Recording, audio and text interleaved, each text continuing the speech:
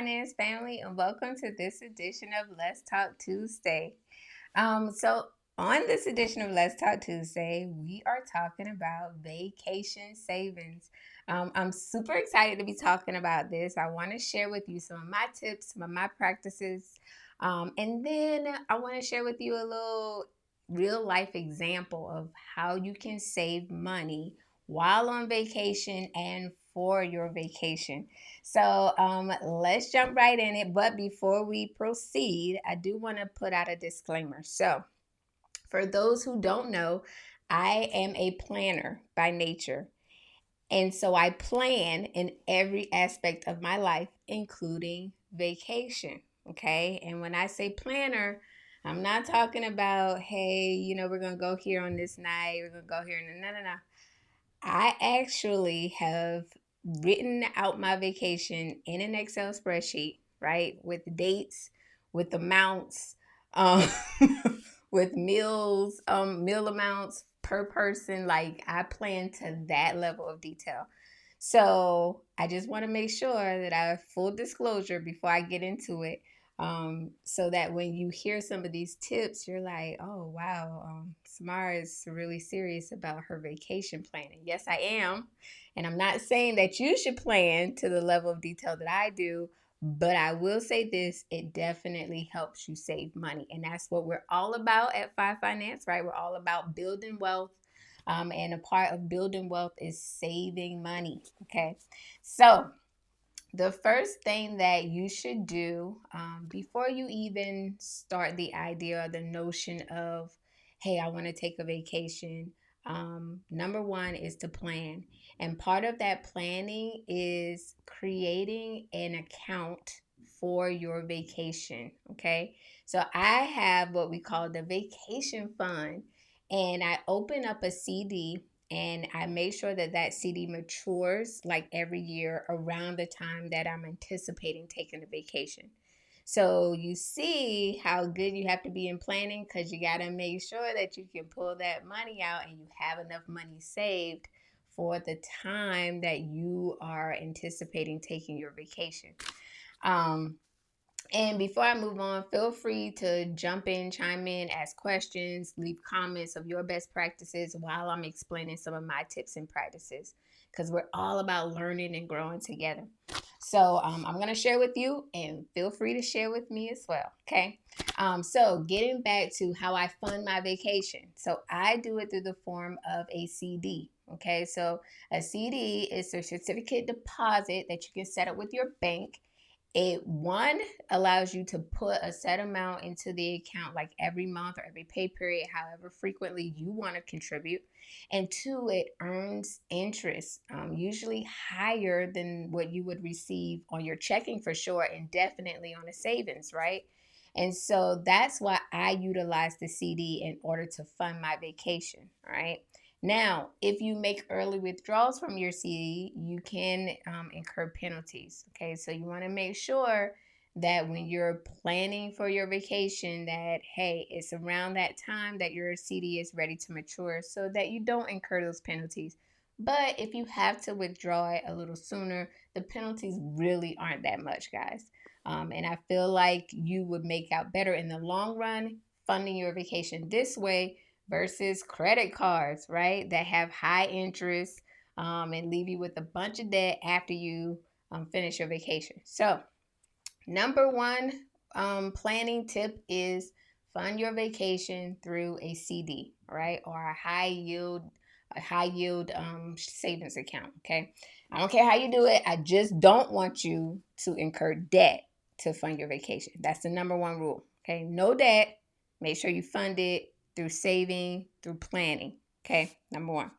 The number two thing is to plan to take your vacation during off season, or what I call non-peak times.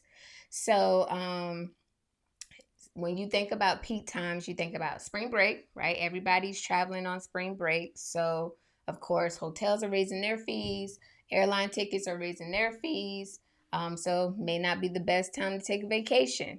When you think about summertime, right? Hotels raising their fees, airlines raising their fees, holidays. Everybody's raising their fees again because they know that there are just some people that are going to have to travel during these times of the year. And so, because they are anticipating a large amount of travelers, they want to make sure that they're maximizing their profit. And so, it would be more beneficial if you were one of those persons who did not have to take your vacation during those peak seasons. Okay, so avoid peak seasons when planning your vacation. Um, when you are flying, there are good days and bad days to fly. Okay. So try to fly. I'm not going to tell you the days to avoid, but I'm going to tell you the days to try to fly. So try to book your flights on either Tuesday or Wednesday. Okay. Or Thursday or Saturday. So what that does is you miss the people that are on business trips, because usually your business trips wraps up at the end of the week and they either travel home on a Sunday or a Monday. And maybe they fly out on a Monday. So you miss those business travelers. And then you also miss the people that are starting their vacation. Because when you think about when you want to start your vacation, people usually start it at the beginning of the week. So some people leave on a Sunday, right, to get their vacation started, or they may leave on a Friday because they're like, as soon as they clock out of work, they're like, let me get my vacation started, right? So you avoid those vacation travelers and you avoid those business travelers when you book your flights during those days. Now, I'm not saying that you're going to have like a huge amount of savings, but I will say that when you look at the airline tickets, you do see that they are a little lower on those non-peak days, right, than normal. So make sure that you're using or flying rather on non-peak days. So far we got fund your vacation with savings, right? Make sure that you are traveling or planning your vacation in non-peak seasons, and then make sure that you're flying on non-peak days. And before I go further, I see that we have a comment or a question, so I want to address it. So Casey asks, would it depends where you are traveling to? Yes, it does depend where you're traveling to. So when you think about, let's see, so in the wintertime, right, that may be a non-peak day or non-peak season, I should say. But for the winter, some people may want to travel to where it's warm. And guess what? Hotels know this, airlines know this. So your travel to Hawaii in the wintertime may cost you just as much as if you were to travel to Hawaii in the summertime. All right. So, same when you think about Mexico or the Caribbeans, right? A lot of people want to leave New York. They want to leave their winter to go to the Caribbeans during the winter because it's not as cold. So, yes, that could play a part too, Casey. So, you just have to, be diligent in your planning and just see if you can try to get the best possible deal when you are thinking about taking your vacation. All right, we have another comment question. What do you think about Groupon? Oh my gosh, Casey, me and you, man. Okay, Groupon, I love it. And I have actually used Groupon on many of vacations, and it worked out great. The only time that I had a problem with Groupon was when the pandemic initially hit. However, I will say this, they refunded me back all of my money for all of the Groupons that I bought in advance in anticipation for the vacation. But that is the only time that I've ever had a problem with Groupon. I 100% recommend Groupon. We took a vacation. I want to say it was to Tennessee. Like we went to the aquarium or something. Groupon had the tickets. They had zoo tickets for like $7. And so it's easy to just go on Groupon. Like if you're a planner, right, and you know what time you know where you're gonna go, so go on Groupon, look for amusement parks, things to do in that area on Groupon. Okay, so absolutely, Groupon is a good way to save money when you want to visit those amusement parks. Now that leads me to the next savings that you can do while on vacation. Say you want to like really save, right, and you don't want to visit those amusement parks that have those high costs. Try visiting like museums or national parks, right? Historical sites, some of which have free admission, public beaches, some of which have free admission. So you're not paying to get in, right? You're just enjoying the public area. You're enjoying the national park. You're enjoying the museum. You're enjoying the beach. Absolutely free for some, okay? So just make sure that you do your due diligence and planning to seek out those areas when you are on vacation, and that will help with some of your cost savings. So that would be a good, like maybe that's an off day. Maybe you do want to go to Six Flags, but then maybe on another day, I don't know, you want to do a tour of the MLK Museum or something like that, right? So definitely plan those days where you can kind of save costs, and then it'll give you enough money to have for those days where you know you're going to go to those amusement parks, and you're going to spend a little bit more. Okay. So thank you so much, Casey, for that. Groupon is your friend. Always check Groupon when you're thinking about going to amusement parks and whatnot, right, for vacation. Um, Another way that you can save while on vacation is staying at rental homes. So Airbnb it, okay?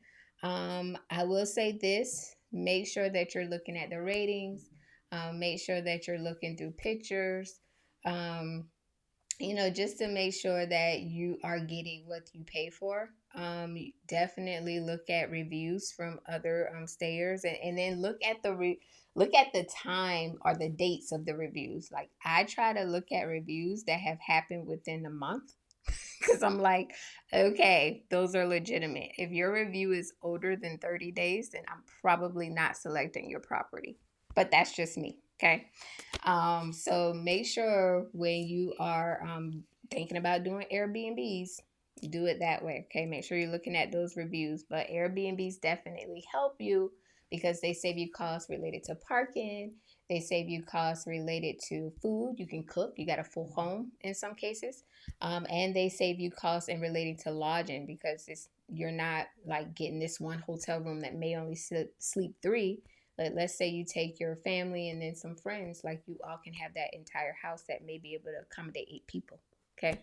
So definitely Airbnb. I think we had a comment and a question, so I want to pause and make sure I address that before I move on to my next savings. All right, to cut down on costs, we sometimes visit areas where family lives so we can save on lodging. Wayne, hello. That's why I married you, boo. Okay, yes, you're right, Wayne. That's what we do. Okay, we make sure that we can visit it. Like we went to Seattle, right? Now, this time we didn't stay with family, but when we visit Seattle again, we're definitely staying with family. So you can definitely turn your vacation into kind of like a family trip, right? Like you can ask family, hey, can you put me up for one night or 2 nights? Especially if it's just like you and your spouse traveling. That's not too much. Like it doesn't, it's not too much of an inconvenience to your family. Now, if you have a family of five, which I do, y'all. I don't like inconveniencing people, that much, right? Unless they just absolutely have enough space to accommodate all of us, then it's not a big deal. But that's absolutely one way that you can really enjoy your vacation and save some coins while on vacation. Stay with friends, stay with family in the area, okay? But again, plan, make sure that they're good for those dates before you pull the trigger on that. But absolutely, that's a good one, Wayne. You can stay with friends and family. Cool. All right, so then that brings me to the next cost savings. So let's say you can't find an Airbnb. Another thing that I have done in the past is I have stayed at hotels that were either all inclusive, so all of my meals, all of my drinks are included, or I've stayed at hotels where I at least get one meal for free, and it's usually breakfast. When you are talking about a family of five, like even a trip to McDonald's for breakfast could be costly. Okay, like it could be $50 just to go get some breakfast from McDonald's. So you definitely want to stay at places where you can offset some of that meal cost by saving through like a continental breakfast, right? Or if you're Airbnb it till you can cook, okay? All right, so we got one more comment. Charles says, "Don't show up like the Brady Bunch." Got it. That's right, Charles. Don't show up like the Brady Bunch, okay? Again, I have a big family, so I'm always considerate when I visit areas where I have family and friends living. We always ask, okay? We don't just show up and say, "Hey, can you guys put us up?" um, so definitely don't show up like the Brady Bunch. We want to make sure that you remain on good terms with your family and your friends, Charles. Okay. All right. So we covered how to fund that vacation. We covered some inexpensive things you can visit during your vacation. And we also talked about when to travel to save costs during your vacation, right? So, one thing that I want to make sure that I specify, and then I'm going to share with you guys a real life example of the savings that I was able to make on a vacation. But one thing that I want to specify is please, please, please make sure that when you are traveling on a budget. All right. So, again, that's why I open up a CD for my vacation. So, it's my vacation fund. So, once all of that money is used up, guess what? It's not time for me to pull out the credit cards and say, I'll just charge you. No, no, no. That means fun time is over. Time to go home. Okay. So you want to make sure that you're planning your vacation to the level where all of your vacation fund will be enough to last for your vacation. So think about things like gas, right? If you're driving, think about gas. If you're flying, make sure your tickets are included in your vacation fund, your lodging expenses, your meal expenses. Make sure you're planning out how you're going to eat 3 meals a day, okay? Don't try to starve yourself just so you can go visit an amusement park, right? Especially if you got kids, that's not going to fly. So, do things like pack a cooler when you're traveling, all right? When you're traveling and you're on the road, the only stops that you should be making is for gas. Pack a cooler, make some sandwiches, take some Capri Suns and some chips. We definitely did that when I was growing up, and I thought it was like the funnest thing. I didn't know that my parents were being frugal. I just was like, oh, wow, we got chips and some sandwiches. So definitely do those things when you are traveling. It helps save costs. All right. So going back to a real life experience. All right. So I have a family of five. Okay, I'm not going to say how old my kids are because then y'all will be trying to guess my age. But I have a family of five. And I want to say about 2 years ago, we took what we called a historical vacation. All right. So, being that we took this vacation and it was a historical vacation, we visited a lot of historical sites that were free. All right. And we were able to do this entire vacation for less than $500. I'm going to tell you how we did it. So, number one, we booked an Airbnb and I scouted out where the Airbnb was because I wanted to make sure that it was within walking distance or quick travel time to whatever we wanted to visit, right? Now, we did drive down there, so we had a car. But, sometimes maybe you just want to enjoy the walk or you want to make sure it's in an area where you can do a little bit of sightseeing, right, during the day. So, we got an Airbnb for cheap that accommodated all of us, okay? And then the next thing that we did was we visit a lot of historical sites. So my son was getting ready to go to college, so now I am dating myself. Okay, cat's out of the bag. My son was getting ready to go to college, so I wanted him to tour an HBCU. So we set up a tour, and we did an HBCU tour, and it was Tuskegee. So it was absolutely free. We got to see like the home where was it George Washington Carver? I can't remember. I'm bad, y'all. I'm sorry. Forgive me.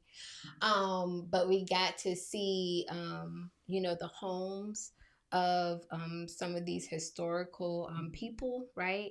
And then we also got to do a tour of the campus and learn more history about our African American culture. So I thought that was awesome. We then went to the Tuskegee airfield, which was amazing. Again, guys, all free. did not pay for any of this.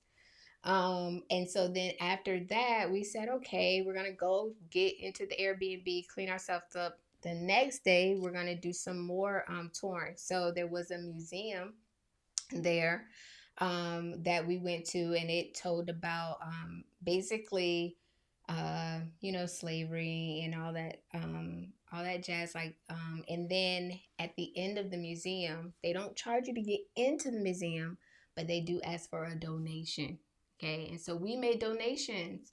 And so again, all these things, right, that were either free are very, very low in cost that you could do with your family. My family had fun, and my children really range in ages. Okay, so it's about a 5 year gap between each of them, and all of them enjoy that experience. Sometimes I think we get lost in wanting to make sure that we visit like every amusement park, we go on all the big rides, and sometimes your kids just want your time. Like they're happy with just having your time and just everybody being together. And so vacation does not have to be costly. That's what I want you to take away from this. Okay. So I was able to take 5 people on vacation. And I think we stayed for about 3 or 4 days for $500. Okay. So if I can do that, like I know you can do that. It's possible. So, we visit the grocery store, got some groceries for the week, and we oatmeal cereal in the morning, and we cooked at night. So you can definitely do that. If you need a pizza fix, Little Caesars pizzas, $5. Okay. Let me tell you, I am not above a $5 Little Caesar pizza. Okay. And neither should you be above a $5 Little Caesar pizza. Okay. We're talking about saving. So there are definitely things that you can do while on vacation to continue to save while you're enjoying your vacation. And then when you get back, guess what? You don't have this debt looming over your head. You don't have to pay bills off because you absolutely stuck to your plan. You saved for your vacation, and those were the only funds that you used. And so you come off a vacation feeling lighter and rejuvenated. Okay, so you're welcome. All right, let's see if we have any more comments. Casey said $100 per person. That's right, Casey. $100 per person. It's possible. Okay, you can do it.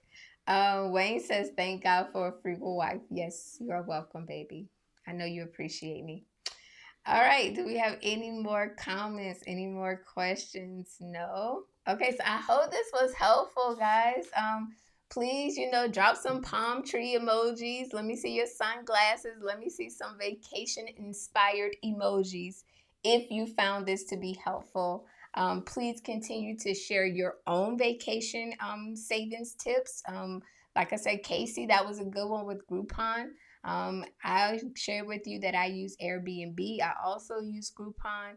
And I shared with you some of my tips, some of my strategies. Please, please, please, if nothing else, start planning today. Okay, so vacation season is upon us now, but you can definitely open up that CD and start planning for next year's vacation. Charles says, "Thanks, great info. I love your palm tree, Charles." So I'm so happy that you all was very, very inspired now to save, right? To save and cut some of that cost, doing vacation a little differently going forward. Okay, let's see. Good information. Thanks, Joanne. So definitely, you're welcome, Casey. So definitely make sure that you implement these tips, okay? I want to see some success stories, all right? So again, Charles says he lives in Florida, so he every day is a vacation. Okay, Charles, well, don't rub it in because not all of us live in Florida where we can drive to a beach within 15 minutes. I miss Charleston. So definitely make sure that you are implementing these tips, and again, share any other tips, strategies that I may have missed. But until next time, Five Finance family, I will see you all on next week. Have a wonderful and blessed Tuesday evening. Until next time, see ya.